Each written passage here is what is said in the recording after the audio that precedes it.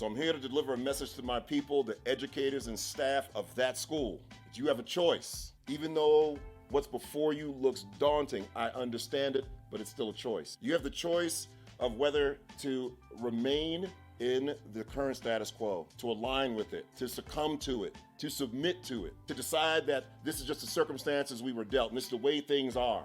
Or you have a choice to redefine the culture, to rewire the legacy, to change the perception of your school based on results. So here's your call to action. And you might think because I've mentioned results a couple of times that involves data, but it doesn't. In fact, data has no place at this stage of the game, and here's why.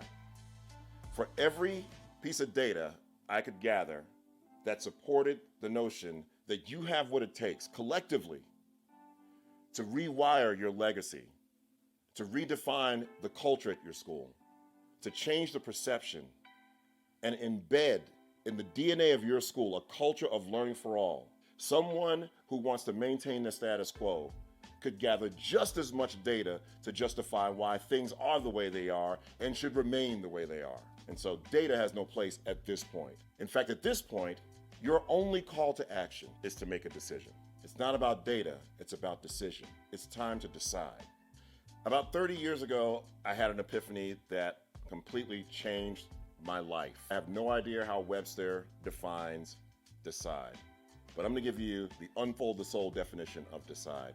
In this dream, I saw the word in block letters, and then I saw the D and the E separate from the C-I-D-E, decide. And it prompted me to think about what I believe is a suffix, C-I-D-E. Think about other words that have that same suffix. Suicide, herbicide, pesticide, all those words connote death. And so in that moment, my epiphany was this.